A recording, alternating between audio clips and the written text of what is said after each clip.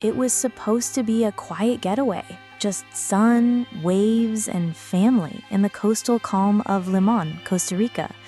But on the morning of July 20th, 2025, everything changed. Malcolm-Jamal Warner, beloved actor, Grammy-winning musician, and cultural icon, was pulled into a powerful riptide while swimming off Coacell's beach. Emergency responders tried desperately to revive him, but the current had already taken its toll. He was pronounced dead at just 54 years old, a day before his 55th birthday. The news struck with the force of a wave itself, sudden, violent, and impossible to prepare for. Within minutes, social media exploded. Fans and celebrities alike flooded X with tributes and heartbreak. A gut punch to the soul, wrote @FirstStampin'.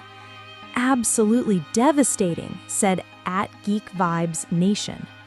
Hashtags like RIP Malcolm Warner and #Theo Forever trended worldwide as generations mourned not just a familiar face, but a voice that had guided them through childhood, adulthood, and everything in between.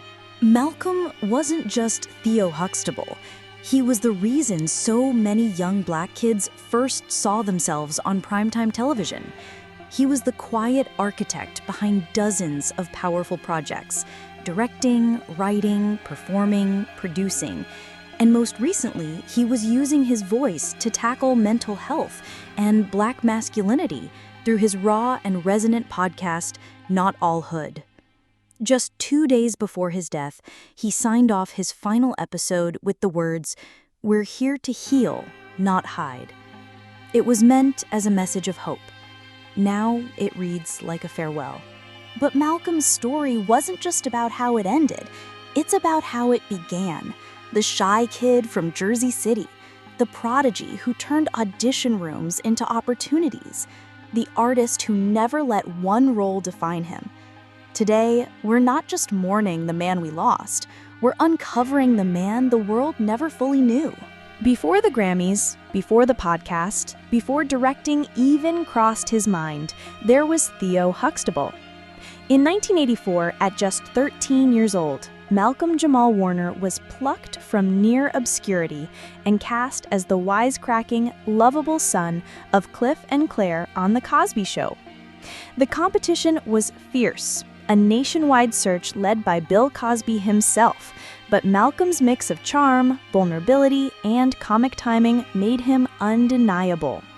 What followed wasn't just a role, it was a television revolution. For 8 seasons, Malcolm brought Theo to life with warmth, honesty, and relatability that resonated with audiences across race and class.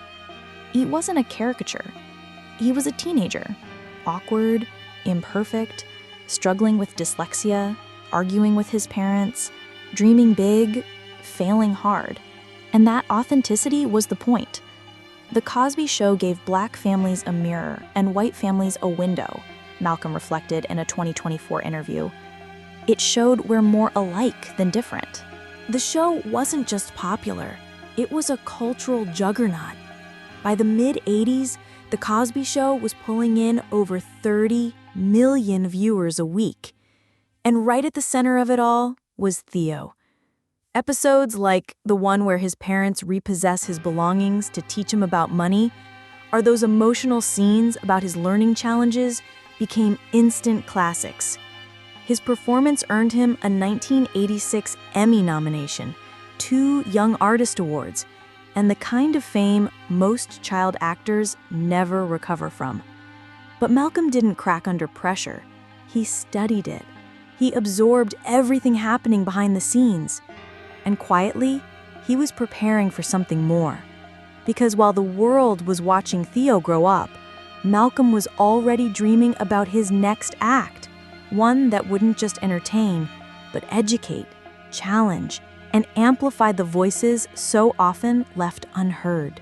Before the red carpets, before the studio lights, Malcolm-Jamal Warner was just a kid from Jersey City, born August 18, 1970, to a fiercely determined single mother named Pamela.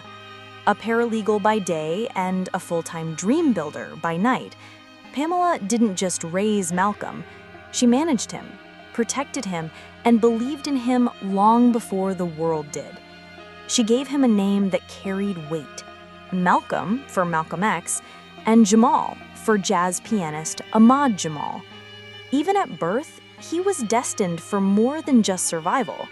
He was born into a legacy. After divorcing Malcolm's father when he was still a toddler, Pamela packed their lives and moved to Los Angeles. Their new home wasn't glamorous, far from it, but it was filled with love, books, music, and the kind of encouragement that would shape Malcolm's worldview. She enrolled him in acting classes by age 9, driving him to auditions while working full-time. And it wasn't just about fame. It was about focus, discipline, identity. "She kept me grounded," Malcolm often said. "She reminded me I was more than the spotlight." As a child, Malcolm was introspective, sensitive, and drawn to performance, not for attention, but as a form of expression. He found his rhythm in theater, his voice in poetry, and his heartbeat in jazz. Teachers at Angeles Mesa Elementary noticed a rare charisma, not flashy, but magnetic, and community theater became his second home. By the time he was 12, he wasn't just playing characters. He was studying them, understanding them, embodying them, and that depth would become his signature. While most kids his age were still figuring out who they wanted to be, Malcolm was already chasing it. And Pamela was right beside him, not as a stage mom, but as a guardian of his spirit. The audition for The Cosby Show wasn't their first, but when it came, they both knew. This one was different. What they didn't know yet was that it would change everything, not just for Malcolm, but for an entire generation. For many child stars, the fame fades, and with it, the future. But Malcolm-Jamal Warner refused to be typecast. Long before the Cosby credits stopped rolling, he was already studying the camera, not just how it captured him, but how it told a story. At just 17, while his peers were prepping for prom, Malcolm was directing episodes of The Cosby Show, making him one of the youngest TV directors in network history. His vision was sharp, his instincts unteachable, and Hollywood took notice. While fans still saw him as the lovable Theo, Malcolm was quietly building a reputation behind the scenes, directing music videos for acts like New Edition, Special Ed, and Heavy D. And in 1992, at just 22 years old, he took on something far deeper: Time Out, the truth about HIV, AIDS, and you, a public health video featuring Magic Johnson, Arsenio Hall, and Paula Abdul. It wasn't just informative, it was raw, compassionate, and direct.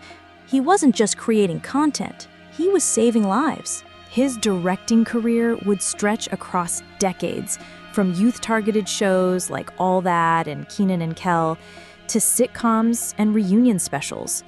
But directing wasn't his only reinvention. Music was his heartbeat.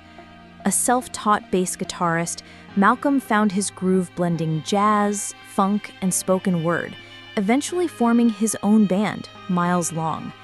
What started as a passion project turned into a full-blown musical movement, culminating in a Grammy win in 2015 for Best Traditional R&B Performance on the track Jesus Children, alongside Robert Glasper and Lala Hathaway. For Malcolm, it wasn't just validation, it was liberation. "It was the moment my musical soul got recognized," he said in a 2016 interview. Through every creative pivot, acting, directing, music, poetry, Malcolm kept pushing against boxes.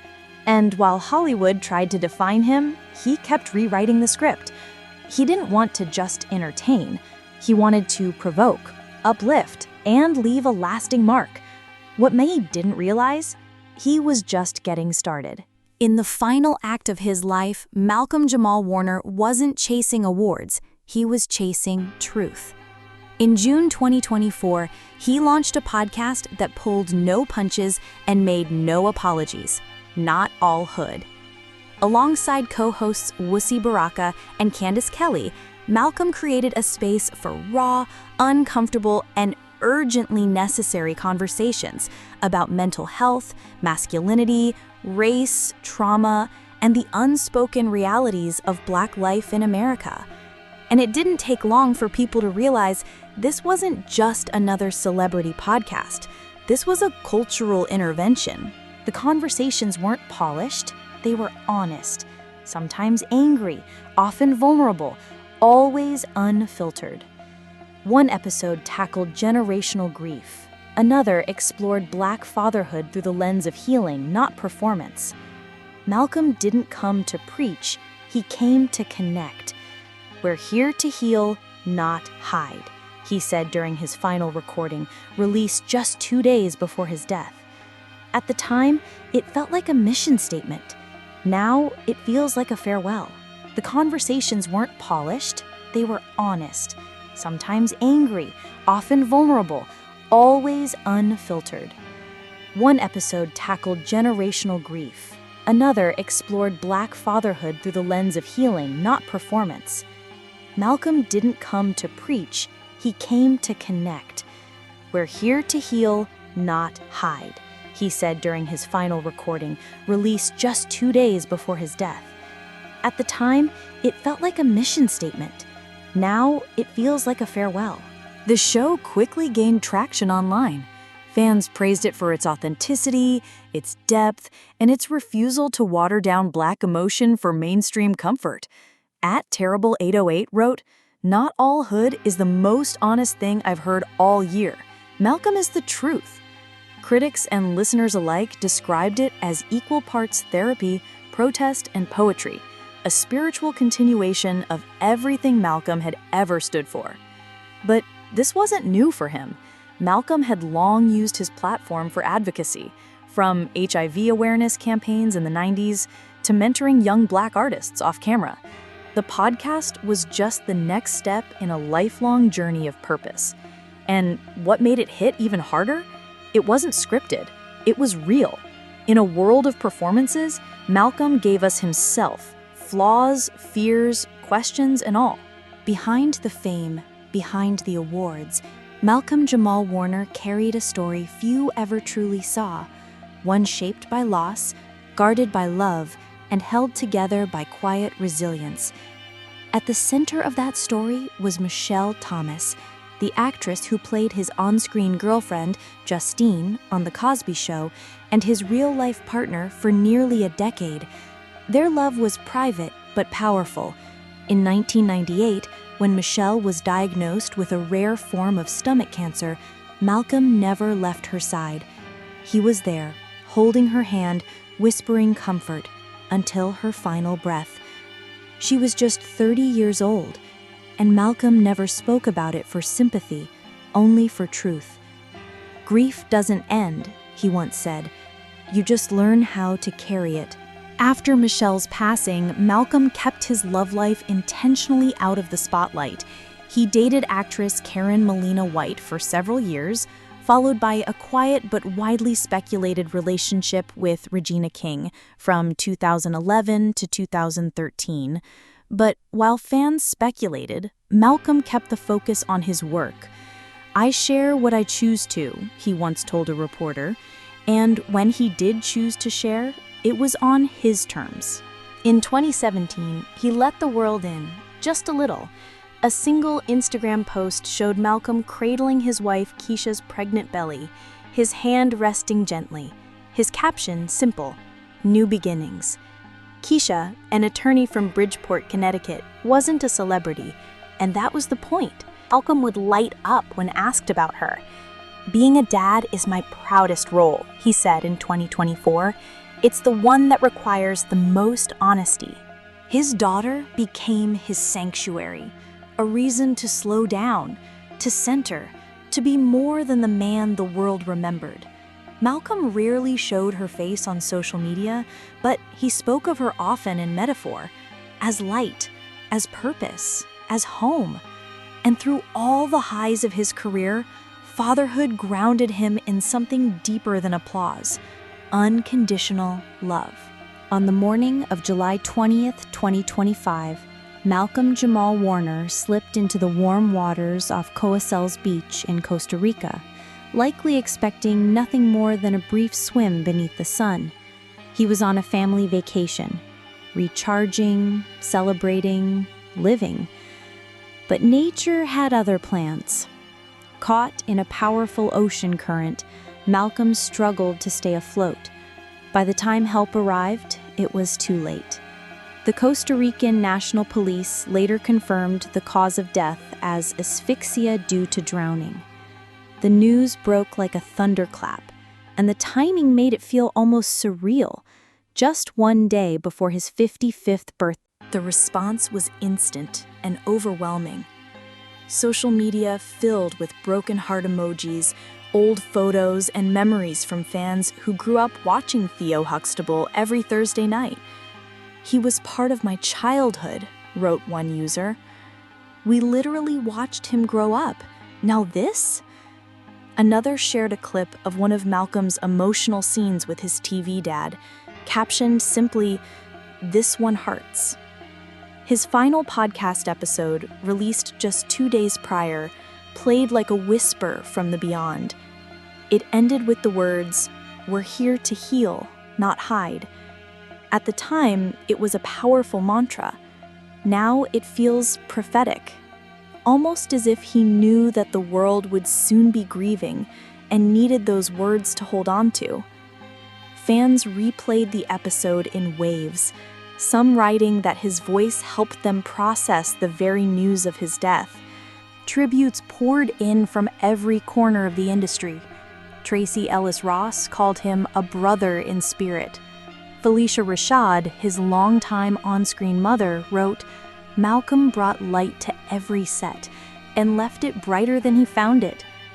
Even publications like Daily Mail Celeb acknowledged his recent roles in 911 and Alert Missing Persons Unit, noting that he was still at the height of his powers. And that's what made the loss so haunting. He hadn't faded away. He was still ascending. Malcolm-Jamal Warner didn't just entertain. He educated, he uplifted, he changed the way millions saw themselves and each other. From the Brooklyn Brownstones of The Cosby Show to the soft jazz notes of his Grammy-winning performances, from the director's chair to the podcast mic, Malcolm lived every chapter of his life with purpose. His Emmy-nominated turn as Theo, his hauntingly good portrayal of Al Cowlings in The People vs. O.J. Simpson, and his later role as Dr. A.J. Austin on The Resident all showcased a rare kind of talent, one that wasn't just versatile, it was human. He didn't chase relevance, he built resonance. Whether mentoring young artists, using his platform for HIV awareness, or crafting soul-stirring poetry at the National Black Theater Festival, Malcolm always stood for something greater than himself. His creativity was a compass, pointing not to fame, but to meaning. And through it all, he never lost sight of what mattered most: his family, his community, his culture. Losing Michelle Thomas taught him grief. Becoming a father taught him grace. And his final act, Not All Hood, taught us to listen harder, love deeper, and heal loudly. He once said, "They were me, but I'm still me without them," after cutting his decade-long dreadlocks in 2012. And that was always Malcolm's magic, evolving without erasing. Today, we remember not just the man we watched on screen, but the soul we felt behind it. If Malcolm's story stirred something in you, a memory, a lesson, a moment, let it live on. Share your thoughts in the comments. Tell someone about the podcast. Rewatch that Cosby episode. Play that Grammy track. Because legacies like his don't fade. They echo. Thank you for joining us in honoring Malcolm-Jamal Warner, a man who made us laugh, think, and feel. If his story moved you, if it brought back memories or helped you see him in a new light, we'd love for you to be part of this community. Drop a comment with your favorite Malcolm moment, share this video with someone who grew up watching Theo, and if you believe in celebrating voices that shaped culture, subscribe to the channel. We tell stories that matter because people like Malcolm remind us why they do. Until next time, keep creating, keep loving, and keep his spirit close.